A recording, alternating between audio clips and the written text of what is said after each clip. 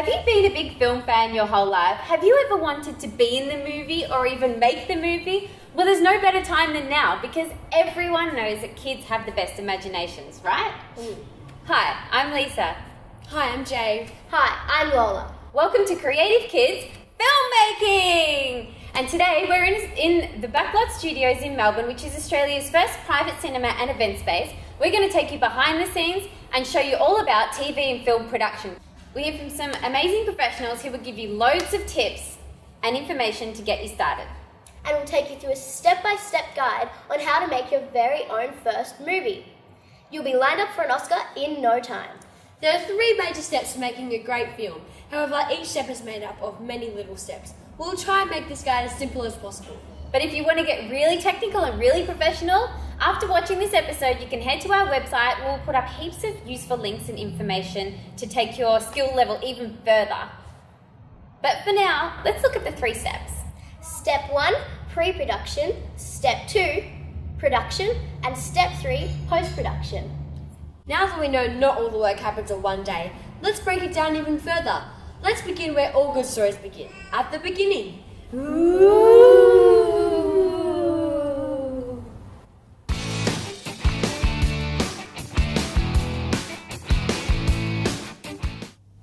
That's right, Jave. Every movie starts with a story, something your movie's going to be about. Those of you who love using your imaginations are going to love this part because ideas can come from anywhere at any time when you least expect it. I mean, you could come up with an idea just by lying down and watching the clouds, or why not sometimes grab your friends and improvise out some scenes to come up with the story, or you could even just be inspired by something you see or hear. But every time you get a cool idea, make sure that you write it down because later on you can pick out one of your ideas to turn into your film. So from one little thought, you could create a huge hit. There are so many different ways to begin writing a script, and you know with blockbuster Hollywood movies, often they write and rewrite the scripts dozens of times before people can get to the point where the script is ready to be made. In film, what are the essential elements of writing a blockbuster movie? That's a very good question. I'm sure there's 1,000,001 different answers to that, so there's a lot of people with a lot of different opinions, but I think if you'll find that, let's take Hollywood, a good Hollywood blockbuster film, you'll find that there's patterns in those films that make them a really good watch or successful or satisfying to watch. And I think that's got a lot to do with following successful structures. So, for example, the 3-act structure is a common structure used in Hollywood films. I always like to think about Shrek because Shrek had a very visible goal. In the first instance, it was all about saving the princess. So for Shrek, we know whether he's going to succeed or fail because he's either going to actually save Princess Fiona or he's not. So that's what we call the outer journey. The inner journey is something that's happening inside the character. For Shrek, when that movie opens, we see him isolated in his swamp cottage. He doesn't want anyone around. We see signs that say, keep out, stay away. By the end of the movie, he's embraced the fairy tale community and is a person of the community. And there you see an inner journey that goes from him being from an isolated guy, isolated ogre, to a community-oriented ogre, and he saved the princess, in a sense. So it's that sort of hero and those 2 journeys, which actually Michael Haig and Christopher Vogler, who are 2 script gurus, identified and talked about. So, people who do my job often look to story analysts who've written books. There are people like Sid Field out there who's talked about the 3-act structure. And movies all tend to follow a similar structure, even if they do it in a unique way. So these are all components of what we're looking for in a great screenplay. I think you need to watch, obviously, watch a lot of television drama, work out what you like the best and what you think might fit with your skills. Whatever you're drawn to, whatever style you're drawn to, probably means that that's your skill area and that's probably what you'd be best at writing. Also, I think, bizarrely, I'm also going to contradict myself a little because I also think you need to learn to be flexible, because if you want to make a living, working on lots of different shows, you need to be flexible and you need to be able to adapt your style as well. But it's very helpful to know what your own style is. And so obviously I would practice writing.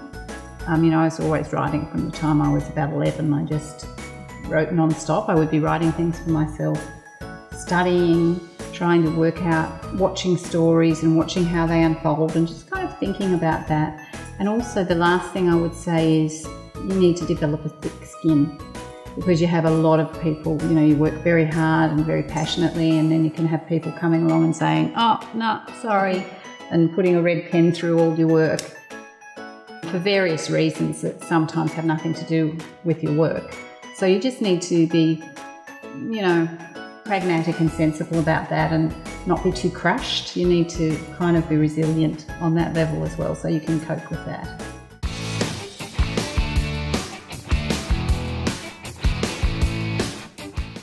Sometimes the writer is also the director. Take Natasha Pincus, for instance. She writes and directs films, and now she's really famous for directing the Gautier video, Somebody That I Used to Know. Over 500 million people have watched it on YouTube. Being a director sounds like a lot of fun, but with a lot of responsibility.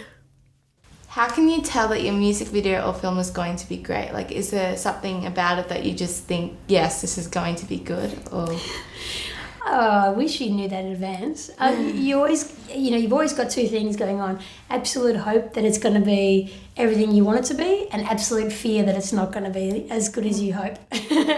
And they're both happening to you at the same time. And I think those things are the things that drive you to make the best work you can. Because if you were totally comfortable and you knew exactly how it's going to work out, then I guess you wouldn't be driven to try your best, So it always has to be something that's just a little bit out of your reach, that you're not quite sure about, but not so far out of your reach you don't have the skills to achieve. So I guess you never know, but you always have a bit of an inkling that maybe you're onto something good. Yeah. What are your tips for young budding film directors? I guess it's find good people to work with is a big one. A lot of people in the kind of current days, because the cameras and technology is available to everybody, just sort of get the impulse to make something and just go off without much planning sometimes and go and make something, which is fun too, and that's okay. But I feel like the best thing you can do is surround yourself with other good people and put a bit of kind of collaborative thought and energy into the project so that it can have a chance to be better or elevate you against everything else. Because something that's going on at the moment is that there's so much stuff being made. YouTube is just full of stuff, and it can be hard to get an audience for your work if you're not really careful about how you could make this particular story work better than you thought originally. Yeah. And I think that takes a lot of other brains on the project sometimes to push you to your best. Yeah. So the first tip is find good friends that are reliable, that you trust, who have good taste, and work hard, and form a little collective and start working together. So the director's job is to visualise how the film will look like when it's finished. And they will work with the actors to bring the characters to life and bring out all the emotion. And they will work very closely with the cinematographer and the camera operators to capture the images just the way they want them. It takes a lot of skill to be a good cinematographer. To get most out of your camera, you have to be creative and technical at the very same time. It's a lot of fun. I often feel guilty about being a cinematographer because I think maybe I should have a real job, or something that's going to change the world, or we're responsible, but I'm just a big kid. Sometimes a film, the camera should be very still and the actors should walk around almost like you're watching a play. But from a selfish point of view, as a cinematographer, I really like to move the camera. So I think probably my favourite shot is a shot that starts wide on a dolly and then moves in or moves across or moves to something motivated by what's happening in the scene. So it's like you've got the whole set to give an idea of what's going on, and then it's going to the person you're... It could be as simple as being a wide shot of three people sitting on a couch. Yeah. And then the person in the middle says, I really need to talk to you guys about something. I've done a terrible thing. And the camera just moves in and ends up on a close-up of them. So what happens in that shot is that you go from a shot that's a scene about three people talking to one person who's about to confess something terrible. So you're controlling what the audience looks at. Or you might just do a move just where the camera's just moving simply because it's a party scene and everybody's having a good time. And if the camera's too still, the camera's not having the same experience as the people on the set. Yeah. So the camera should feel, you have to make sure that the sense of the shot and the feeling of the shot is in tone with what's happening in the scene. And that's why whenever you'll watch like a fight scene or something, not always, but very often, for example, if there's a fight scene in a pub or something like that, the camera's often handheld and it moves around and it pans from one person to another because the camera's having the same fear and nervousness as the characters are. Yeah. The director isn't the only boss on a film or TV set. The other boss is a producer. The producer is the person who usually finds the money for the film to be made and has final say on lots of things like the locations where the film will be made, the costumes and the props that will be used, who works on the film, such as the crew, and who gets cast, such as the actors. They also help with things like organising the schedule of the filming day, and let's not forget, most importantly, organising all those permission forms and releases. If you want to learn to do any job on the set, it's a great idea to maybe make a short film and be a director or producer, and you get to do lots of different jobs all at once to find out what you can do best. To get money for a film, it's kind of a chicken and egg situation. You want to have big cast because big cast attracts people to the box office. So another ways to do that is you get private investment. With Dust and Glory, there's about 10 million in private investment.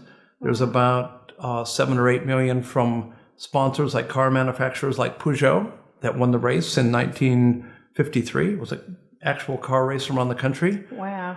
Our government offset rebate gives the producers up to 40% of the budget on a rebate, which is fantastic.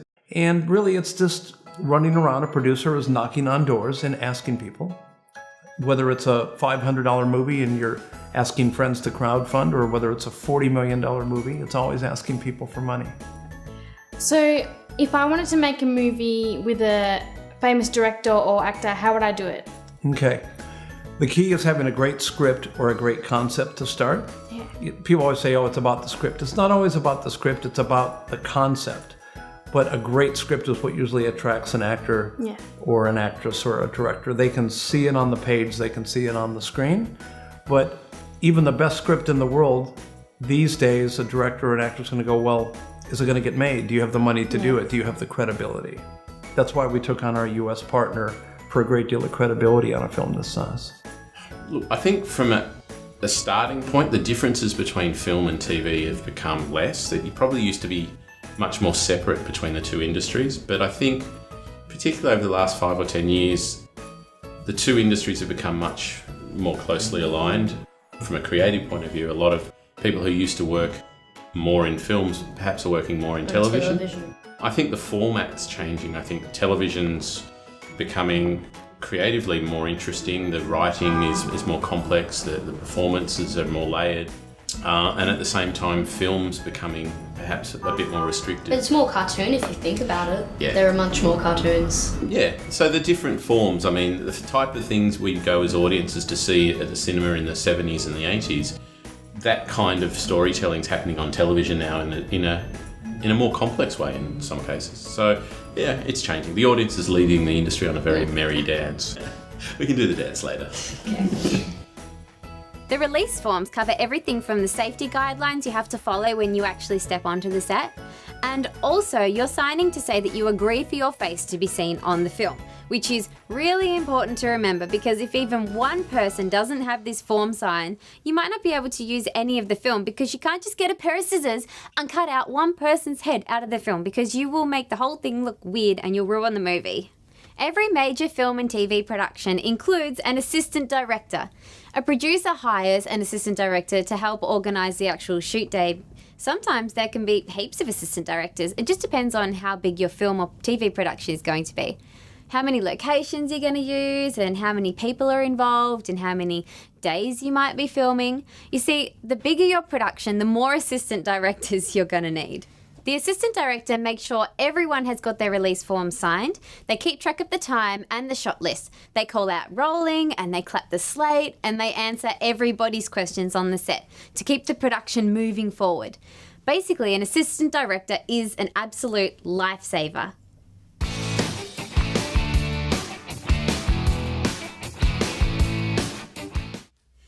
Once we have a script, a director, a producer, and our release forms ready, we can now begin casting our film. Actors are people whose job it is to pretend to be other people on camera. Finding actors is called casting a film. Although there are many actors to choose from, it's a great skill and very important to pick the right actor for the right role. As well as looking for the right actor for the right role or character, you also have to look if they're going to be patient or really energetic, and obviously they have to be concentrated, because you have to go over and over and over the same scene so many times. Yeah, I know, that's right. But if acting sounds like fun to you and it's something that you'd like to do, you can always check out the Creative Kids episode of Become an Actor, where we can show you how to become a star in Hollywood. Could you name a couple of people that are really great actors? Okay, Robert De Niro is the obvious one, and I'll give you an example what we mean by great acting. There's a film called Taxi Driver. He's known for shaving his head and all that, but it's not about that. There's a wonderful scene where he goes into a grocery shop, and while he's there, a young kid comes in the door who's about to rob the store, and his character has a gun in his back pocket, and he turns around and tries and stops the child from robbing the store. If you watch the film closely, you're going to see what De Niro does is, before the kid walks in the door, he's actually buying milk, and what he's doing is he's testing the milk to see which one is the coldest one. His character's dead broke. He can probably afford 1 carton of milk for that week, so he wants the coldest one because it will last longer. Wow. Now that choice is not in the script. That choice makes sense for the character because the character doesn't know that someone's going to walk in the store and rob it. What we call a lesser actor will know that someone's about to walk in the store. They're going to know their lines. So while the director's saying ready, camera, action, they'll be focused on what's about to happen, as opposed to the moment, which is the milk. Most people don't think that that's important. That is everything. Finding actors sometimes is the easiest thing. You just know someone who's perfect and they just slot straight into your film. But generally it's quite difficult. There's usually 2 ways people go about it. If it's, some people like to get casting directors in. So they get someone whose job is to read your script, understand your characters, and then bring people to you, and then you go, yes, I like that person, no, I don't like that person. So it's a collaboration. With me, I've never really used casting directors, I do it myself. And the way I do it is because I'm the writer, I have a very clear image of what I feel that character is. So I will audition people, and eventually someone will walk in who will embody what is in my head for that character. And I will look at them and I'll just say, I think they got it maybe better than the other people. And sometimes if you're lucky, you get 2 or 3 people that just get that character, and you just get to choose. By then, you get to choose based on little things. Is their look right for it? Are they the right age for that character? Do they have the right accent? Do they have the right way about them? There's all these little things you can look for. But yeah, you want to find someone that fits whatever you've written, and the funny thing is you'll just know. The key is though, if you don't know, chances are you haven't found the right person yet. I know this is more of a director and a casting director person, but how do you cast people? Like, you've gotten some really good actors like Guy Pearce and Helen Bonham Carter and Shane Jacobson and Paul Hogan with that. You've also had my grandfather and my grandmother and my mother and me. Yeah, well, we like to work with the cream of the crop. Casting's really important. Far more knowledgeable directors and producers than I have said, directing's 90% casting. I think that's a little unfair, but I think that getting the right cast is vital. Look, you're right, we've been really fortunate in some of the people who've responded to the material. I mean, it's nearly always the script and the director and them feeling in some way connected to the story that motivates them to do that.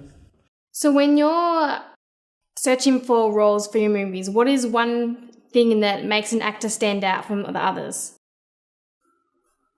I'm not a casting director, but I choose people. I like to make selections based on hunch. First of all, bankability. If it's somebody like a Tom Cruise or a Gerard Butler or a Charlize Theron or a Mila Kunis, you know that a certain amount of people are going to put bums on seats straight away. Yeah.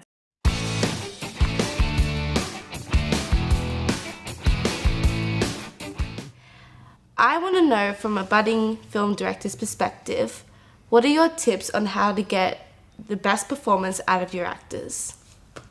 My tips. First of all, I tell directors to cast well. Yep. Casting is a big part of it.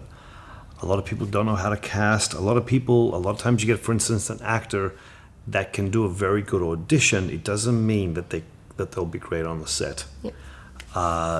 Kazan used to take people and walk around the block with them and talk to them, just to see if they had the right ingredient for that specific character.